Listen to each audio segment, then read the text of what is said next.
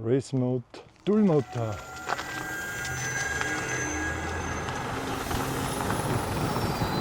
Forget everything you know about mid-range scooters. This is the AUSOM DT2pro. And today we will find out if this is the new hill climb king. Forced it up the steepest trails, compared it to all my other scooters. Is the DT2pro worth the 130 euros they ask for it more than the L2Max dual motor? We will find out in my review. We break down everything you need to know after this short little intro.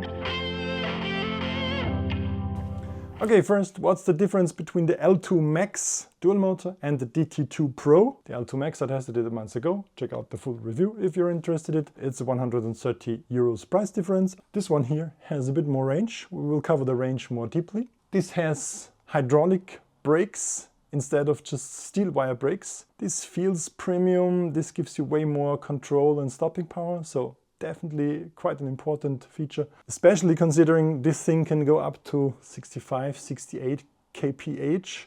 You need to stop suddenly if some obstacle jumps in front of you. So brakes, very important. And for me, the most important difference, this has more volts, a larger battery in general, stronger motors. Will this be enough to satisfy my hill climbing wood trail needs? We will find out in just a bit. I made a range test for you and I was riding until the battery was really screaming for mercy. They claim over 100 kilometers of range.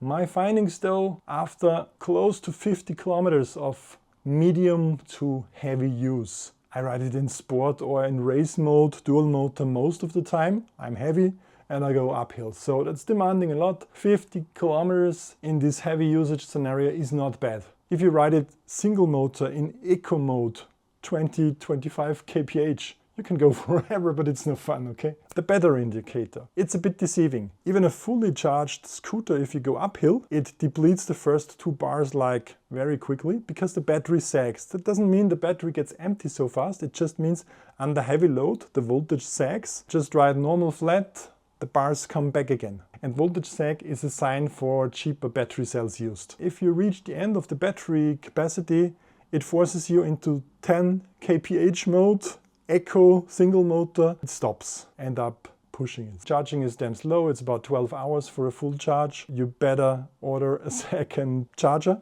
because this thing has 2 charge ports, which cuts the charging time in half. I measured the power that went back into the scooter and it was roughly 1.2 kilowatts of power, the stated capacity. I also took a quick look inside the deck to find the battery, and yes, the battery is a bit on the cheap side. The battery is worth 400 euros and this is a cheap version of such a battery. So if you want a really powerful battery in this scooter, it might cost as much as the whole scooter. Be mindful, there's one additional screw under this rubber here. 33 by 13.5, a depth of 7 centimeters. 2 speed controllers here, cable mess, XT60 connectors for the main power and 2 XT30 go to the charging ports. It's rubber sealed, so it should be good against water. It's a considerate upgrade to the L2Max. The suspension, the ride quality is quite good, even for a tall and heavy rider. The folding mechanism, of course, is also nice and easy to get it down. It's not an easy task. It's a bit over 33 kilograms. The decks are of similar size, but the DT2pro has more rubber on it, so a little bit of better stand. The indicator lights are quite good visible, they are a bit different in style. Brake lights are the same. And also the same is the problem with the not very visible LCD screens in direct sunlight. Then there's a thing about the electronic brakes that I found out. P11 setting you could set from 1 to 5, 5 being the hardest brake, 1 being the lowest. In reality though, 5 means electronic brake is on and 0 to 4 means electronic braking is off. How did I test this? Well, not fully charged scooter, go downhill and touch the brakes slightly. You see the volts jump up 1 or 2 volts and that's an indicator for electronic brakes to work. Of course, you also notice you have a certain bump of brake power. It's quite digital, it's not very controllable, the amount that the electronic brakes give you. If you brake harder, you have the disc brakes and those are controllable. The P12 menu setting, however, is the acceleration power, and this one is from 1 to 5, 1 the slowest, 5 the most insane torque momentum. Do you want wheel spins all the time, or do you want a gentle and then powerful acceleration? I found it best to be 2 or maybe 3 on the acceleration setting, never 4 or 5. That's just insane. If you want to show off and spinning wheels all the time, use it. But now let's come to one of the highlights of this video. How does it compare to my other scooters? Oh! It's a drag strip of around 100 meters. It is quite steep, 14 degrees. I will test it with all 3 scooters. Full throttle. Oh, wheel spin. Leaning forward. At maximum. Hope I can always take the same route. Climb.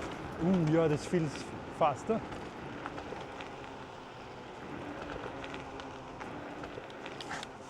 Oh, 4. I couldn't even go full speed all the time because front wheel was spinning all the time. The frightening halo night. So if you need the most powerful scooter that I know, check out the Halo Night. It's also in a review, of course, on my channel. Then next up, it's a bit more challenging for me, the rider, because it's a long stairway, a wheelchair lane, and it's also challenging for the motors, of course.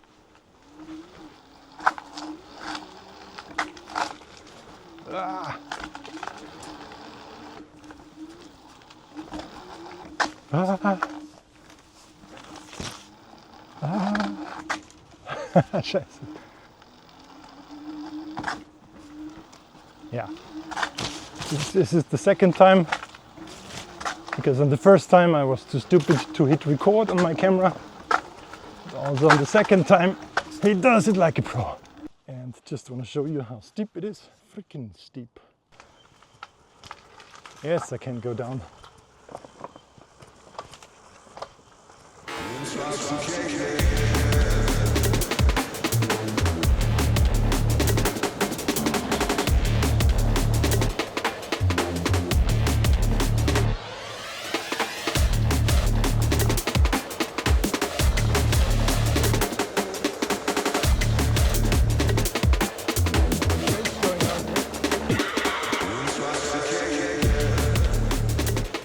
Okay, going up info box route. Well, the last time the L2 struggled a bit. More voltage and stronger motors. Will I make it up?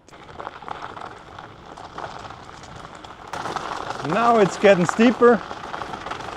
Proper fun going up that fast here. Oh. Okay, and now this is the really steep section.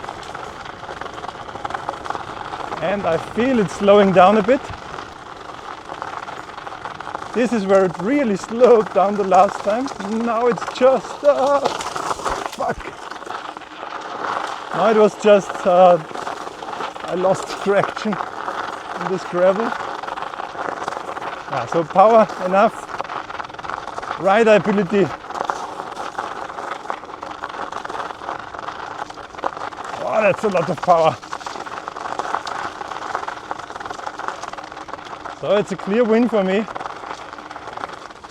Okay, up until here it was really enough power. Now this is the one section with the really steep wooden trail that I had to push a lot with the L2Max.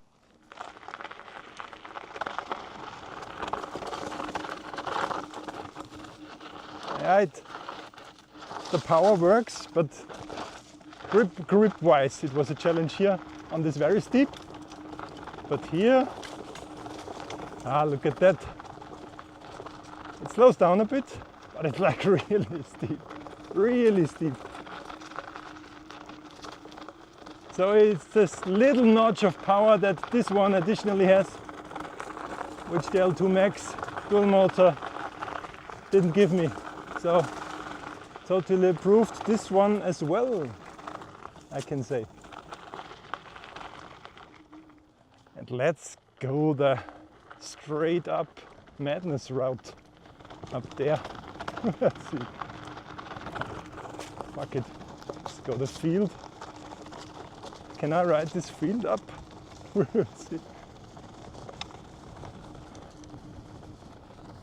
Yeah, that's really... No, that's too steep. and it's like 17 degrees on grass and gravel. So really, really steep. Maybe you can see it from here. Yeah, they are warm, but they are not burning down hot. So I'm okay with that. That's a torture trail. Okay, what was that? I felt the reduction in power. Maybe the rear motor is hot. It officially gave up here. So no warning sign, no nothing. Oh man, let's shut it down. Have I killed it? Let's reboot and let's just hope. No! Okay, I will go downhill and just hope that the motor kicks in once again. Well, that's a bit of a bummer. I really hope it just has to cool down. I mean, downhill is fun, you don't need motors for downhill. After a few minutes of downhill and not using the motor, it works again now. Still shows me 51.8 volts and 3 out of 5 bars. I will take a chill ride down now. I mean, the motor was quite hot, so it will not damage itself completely. It will shut down if you torture it too much.